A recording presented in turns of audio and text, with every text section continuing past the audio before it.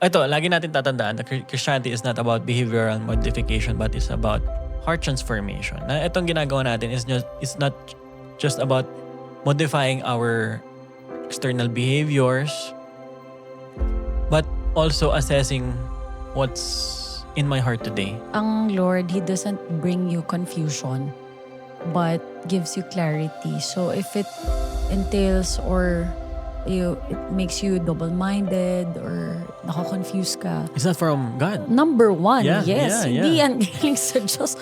Kung nagbigay sa'yo ng kaguluhan, ng division, ng lahat na hindi maganda. So, if you want your faith to be more established this year, if you want to discern the voice of God clearly, or more clearly this year, you have to go to the right source, and the right source is walang iba si God. Peace is not the absence of chaos. Peace means inside the chaos, you have Jesus.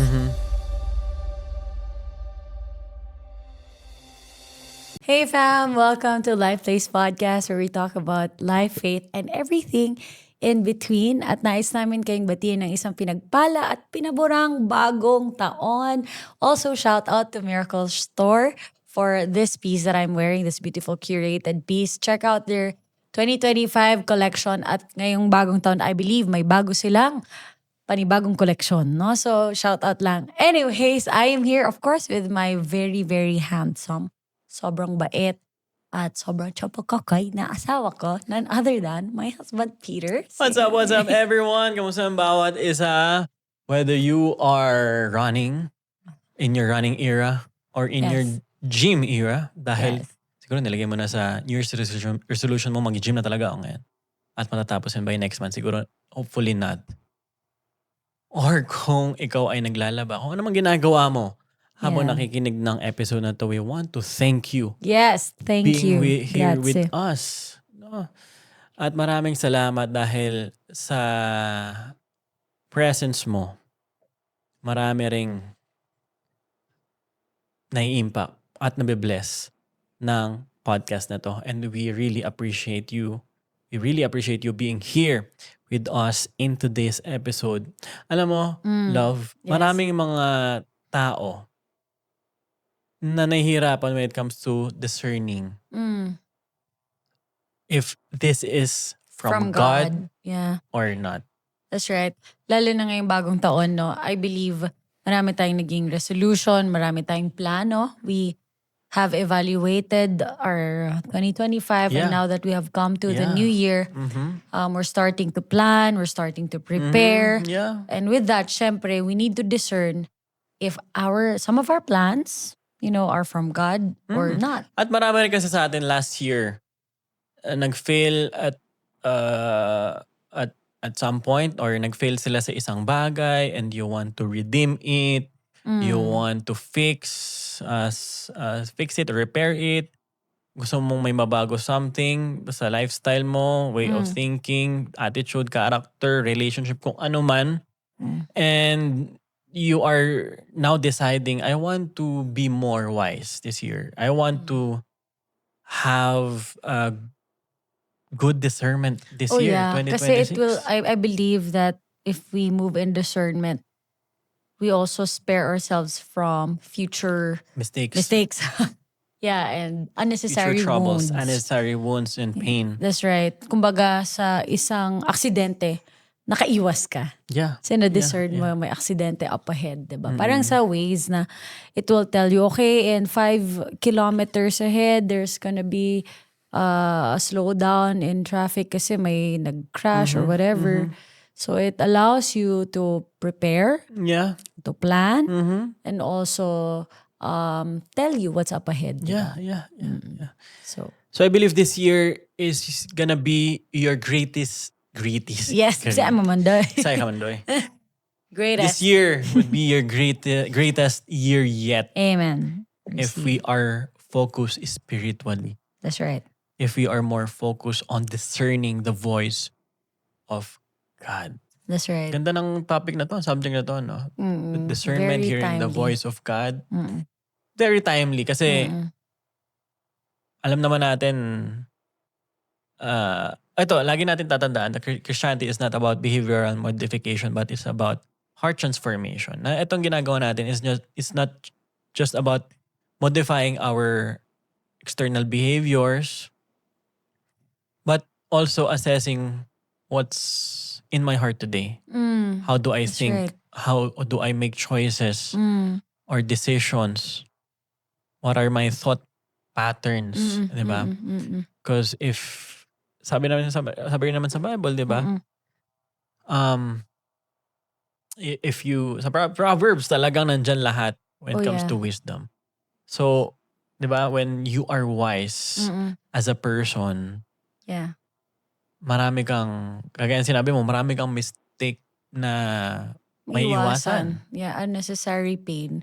And most of us, I believe, have asked this famous line na, how do I really know if this is from God or if it's from my own desire? Kasi talaga, paano mo malalaman now that you have, heard the word of the Lord or heard a certain advice from a certain person? How do you know if galing talaga siya sa Diyos at hindi lang sa sarili mong desire? Yeah, I think ito yung laban Parang, okay, Oo we have eh. discerned and we have this clarity na, okay, alam kong boses ng kaaway to. Diba? Boses ng demonyo to. But sometimes, the enemy of God is not evil. The enemy of God is good. Oh, wow. That's right. That's right. Nandun yung parang laban Okay, may mga sinasabi kasi tayo or sinasabi ng mundo, if it is good, that means it is God. Yeah. Good versus God. Yeah. Kumbaga. Yeah. And I've read yung magandang book ni John Bevere about this, yung Good versus God, parang ganun. That's his book. Yeah, that's his book. Yun nga, natutunan ko na oo nga no. Madali sometimes ma-discern yung boses ng kaaway. Pero what if the world offers you something good? Something good. The question is it from God? That's right. Ang Lord, He doesn't bring you confusion, but gives you clarity. So if it entails or it makes you double-minded or nako-confuse ka, It's not from God. number one, Yeah, yes, yeah, hindi yan galing sa Diyos. Kung nagbigay sa'yo ng kaguluhan, ng division, ng lahat, ng hindi maganda. But ito rin, tinempt ni Satan si Jesus. Okay, Hindi yeah. naman tinempt ni Satan si Jesus na may distraction, di ba? Oh yeah. May kaguluhan. Yeah, Ang temptation ni Satan kay Jesus is, I will give you this, wealth. kingdom, Yeah. this world. For some, praise God. Oh yeah. Gandang offer na to. Open door to. Di ba? Oh, wow. Laking promotion. Nako. Oh, kayamanan. Wow. Ow, yaman Diba? niya. Uy, kasikatan. Oh yeah. Diba? It seems good. Wow. Yeah, it seems really, good. yeah. It seems, oh my gosh. Oo, Parang, oo. 1 in a million One lang in a to, million be. to. Oo. That's right. Pero hindi pala galing kay Lord. So, yung sinasabi mo, extreme opposite naman, di ba? Hindi man kaguluhan yung nangyayari sa'yo, pero pleasure naman. So not every open door is God, and not every rejection also is from the Lord. Yeah. Naalala ko lang nung mga bata pa yung mga pamangkin ko, yung mga anak nila ko dyan, Kuya Paul. Pero pag bata, makukulit talaga, no? And whenever they play, they always say, can I do this, Tito Pete? Or can I play outside? Can I go there? Can I eat this? Can I do this and that? At madalas sinasabi ko, at madalas na answer ko is not yes. It is no. Wow. Diba? No. Bawal. Wag. Alam nyo to as a parent na mas madalas nyo sabihin yung yes, yung no, kaysa yung yes. That's right. Diba? Ganun rin sa atin.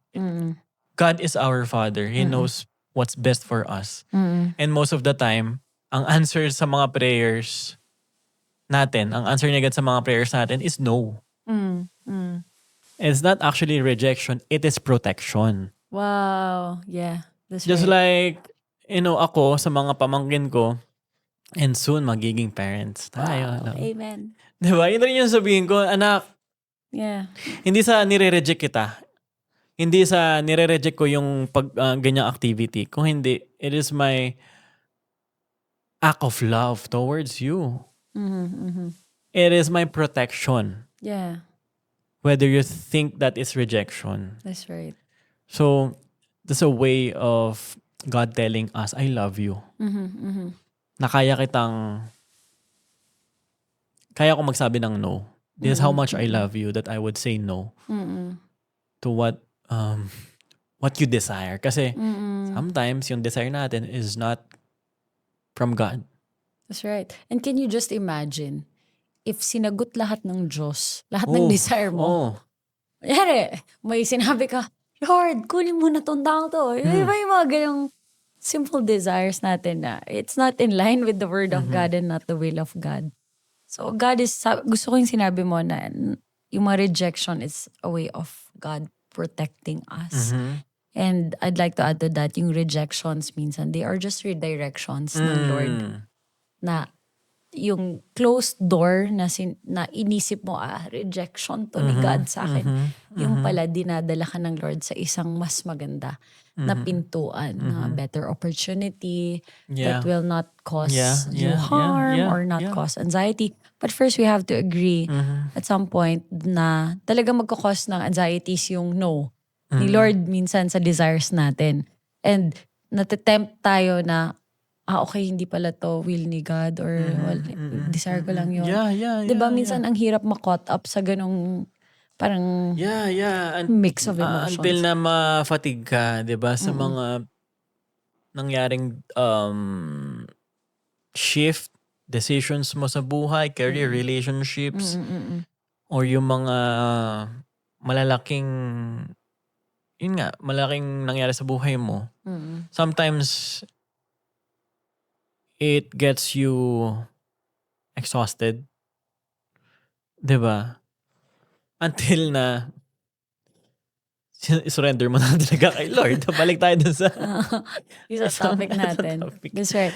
Ang maganda naman dito is when we ask God for wisdom, He gives us wisdom. Sabi niya yun sa sa James 1:5, no? Those of you lacking wisdom, ask from Him. So, if we need discernment from a certain plan, certain person, a certain major decision na kailangan nating, decision na to. Yun naman ang pangako ng Lord sa atin. He will not leave us empty, na walang way out, no? So, James said that. Ganda nun. Yeah. And Jesus is the wisdom and the power of God, sabi sa Bible, di ba? Na open yung Bible. That's right. For you to receive wisdom, for you to gain wisdom, na hindi mo kailangan magkamali para matuto. Correct. Or para magkaroon ng panibagong lesson sa buhay mo. Marami kayo sa atin, kailangan mo nang magkamali, kailangan mo nang gawin to, madapa, masaktan, para matutunan ko. Hindi. Open your Bible, apply the principle of God, and from there, makagain ka ng wisdom.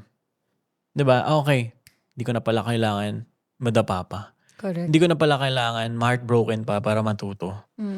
Diba? Ang mundo kasi, kailangan, it's one thing to gain, lessons from experiences. It's another thing that you gain lesson directly from the source, directly from the giver of life, directly from the giver of wisdom. Yeah, that's right. John 10:27, sabi ng Lord, my sheep knows my voice. My voice. And they follow me.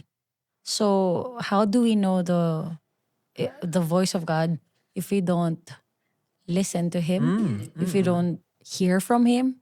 At kung ang pinapakinggan lang natin ay boses ng mundo, opinion ng ibang tao, at hindi mismo sa salita ng Lord. At minsan nakakalungkot kasi ginagamit natin ang salita, minsan ng Diyos, to justify our decision. Yeah. To make us more comfortable. Yeah. Kasi mahirap harapin ang magpatawad. Oh, Mahirap harapin ang that's right. pagiging Christ-like. Mahirap magbuhat ng sariling cross. Tama. And That's right. I've seen people, nakakalungkot na ginamit ang salita ng Diyos to justify what they have done. That's right. You know, dahil to face the fact, mahirap magstay sa Exactly. isang sitwasyon na araw-araw ka parang sinasaktan. Paano kung yun ang way ng Lord para mahugot Tama. o mapakita yung pagiging Christ-likeness Exactly. lumabas ang fruit of the Spirit. Hindi mo alam ang tinuturo sa'yo ng Lord is grace. Hindi mo alam tinuturo sa'yo ng Lord is love. Pero you robbed the opportunity of God to work in you because you chose to use the word of God to justify. Yeah, Diba? exactly. Yun lang naman, to balance everything. Yeah, Kasi yeah. sa mga matatagal ng Christians, I believe naranasan nila yan. At I like what you always remind me when you said, Jesus did not come to make your life comfortable. Diba? He came for you to be more like Him. Yun ang laging pinangahawakan. Whatever situation na hinaharap mo ngayon or i-allow ni Lord mangyari sa buhay mo, His plan is always greater. And what is that? Ang goal naman natin sa buhay, hindi maging komportable dito sa mundo because we are just temporary, Yeah. beings we are aliens here, kumbaga. Our real home is in heaven. So while we are here, hinohon tayo ng Lord, maging katulad niya, at mas lalong look forward what is ahead. And what is that? Eternity with Him. Yeah. Diba? Yeah. I believe yun ang gusto ng Panginoon sa buhay natin. Hindi lang maging komportable tayo. Yeah. Naalala ko lang, parang in the past years, di ba, at the end of the year, merong Spotify year and parang matawag na, may feature in Spotify na ipapalabas niya kung ano yung mga pinakinggan mo all throughout For the year. For the yeah. year. Top songs, top albums, top artists, top playlists, di ba?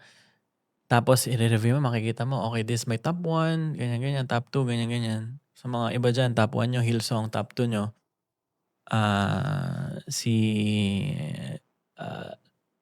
Kendrick Lamar. Kendrick Lamar. Anyway, Sabrina Carpenter, no? At least top 1 Hillsong o kaya Elevation.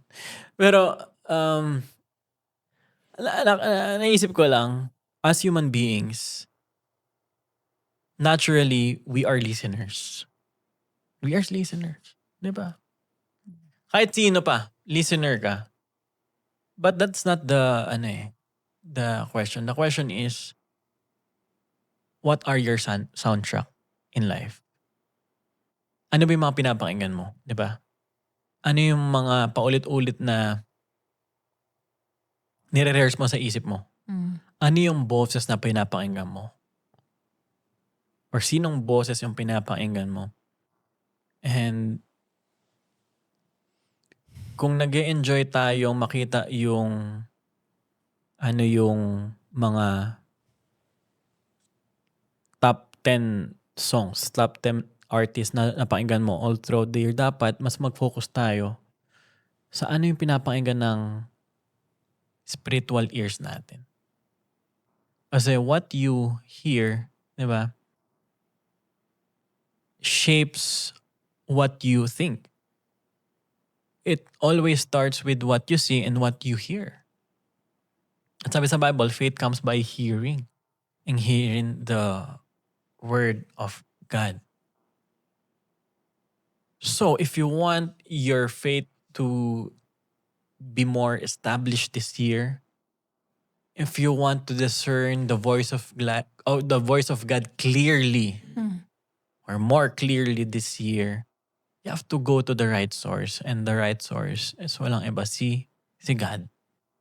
what he says about himself, what he says about, our current life, current season, current situation, it matters.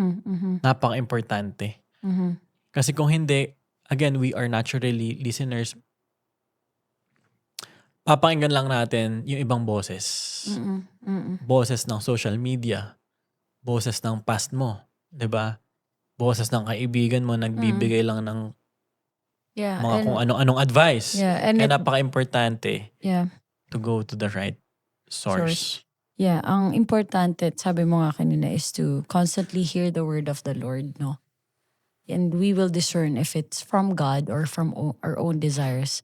Ang gusto ko dito is, whatever decision whatever we decide on this year, always ask yourself, does it lead to love?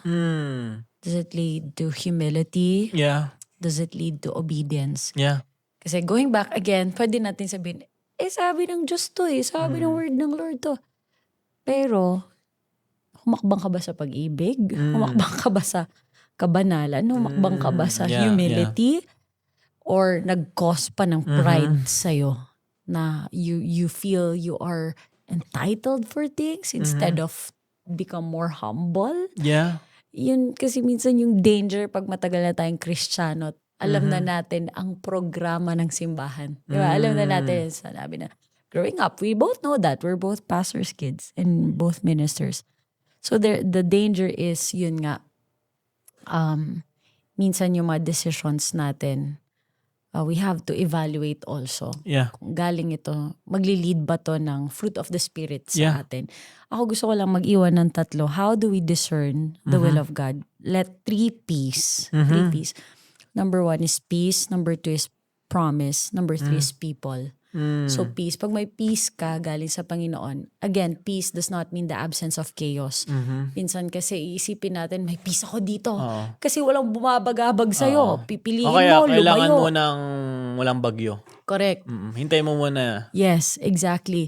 The peace that we think in our minds is, walang problema. Kaya dito ako, kunyari, sa decision making, pupunta ka sa isang trabaho sa malayong lugar kasi umiiwas ka sa current situation mo. Dahil dito, sa current situation mo, magulo, chaotic, etc. And you choose the so-called peace. Peace is not the absence of chaos. Peace means inside the chaos, you have Jesus.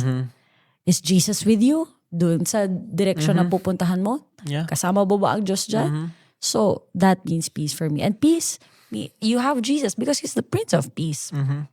Pangalawa, promise ng Lord, yung pangako ng Lord. His word, exactly what you said. I'll not linger on that kasi nasabi mo na. And pangatlo, people. Sabi ng Bible, di ba? In the midst of The counsel, there is safety. In the midst of counselors, there is safety. So if meron kang major decision na gagawin sa buhay mo, whether you will go abroad for work, you will marry somebody, what else? Forgive or whatever what you're going to do in your life, ask for godly advice. It does not hurt. It will not hurt you if you ask for godly advice. At ang gusto ko doon, sabi ng counselors, not just one counsel, in the midst of counselors. So, it's okay to ask for godly counselors. Especially sa Maging mga sa atin. naka-experience ng pinagdadaanan mo. Oh, yes. Ako, even though I'm in certain leadership, I see to it before I make a certain decision. I ask you, I ask my spiritual fathers, yung mga lolo ko in faith. I have a lolo in faith. I have a tatay in faith.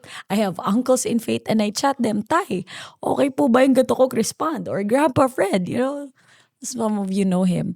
So I consult with them kasi gusto kong magkaroon hindi lang ng so-called peace in my heart but also counsel from these people. So I hope you guys remember that. Peace, promise, people. That's good. Any more? Ikaw? Gusto ko pa i-share. Yeah, I think yun na yan. Be peace. May pang-apat pa daw eh. Is Peter. Peter. Perez. So God is not God is not a God of confusion. He's a God That's of right. order. Yeah.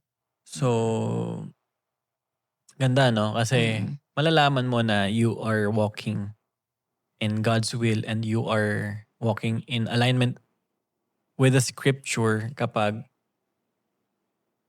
may order. Correct. Yung fruit ng yung the fruit of you being aligned with God and with the word of God is Mm-mm. order That's right. and peace. Yeah. 'Di ba? Yeah. Yeah. Yun yung bunga, Mm. 'di ba? Amen. Walang kaguluhan, 'di ba? Mm. Walang kaguluhan. Mm. Amen. Amen. So, pray mo yung mga Yeah. makikinig ngayon. I Yeah. believe na hindi sila magkakamali this 2026. Amen. Amen. Sige, let's Thank pray, you, Father. God. We acknowledge that you are the source of wisdom. That through your words, Father, we can gain wisdom and we can apply those words sa current situation namin wherever we are right now. Lord, we ask for wisdom that we may discern what is your will. We may discern your voice and we may follow it. Not just discern, but follow it. Mhm. Empower us with your spirit, Father. And may the peace of God Mm. reign over our lives today and this year. We surrender to you everything. This is our prayer. In Jesus' name we pray. Amen. Thank you guys for tuning in. And nais namin kayong imbitahin, of course, do visit us here at Live Place. Sobrang magugustuhan nyo po ang lugar na ito if you have future major decisions on marrying this year. At binigay na ni Lord ang the one for you. Consider Live Place. It's located here at Alfonso. Napakaganda po ng weather dito. It's like a mini Baguio. And for future also retreats, camps, and what else? Any event. Team Any buildings. event. Team buildings. If you're in a yeah. corporate, Yes, if you're in a corporate setting as well, do consider Live Place. Just give us a heads up. Visit our FB, Instagram, and also our website. lifeplacealfonso.com. Yes, where life begins. Where life begins. Yes, that's all. Thank you guys for tuning in. Please do like, comment, and, And subscribe. subscribe. All right. God bless. See you around. Peace.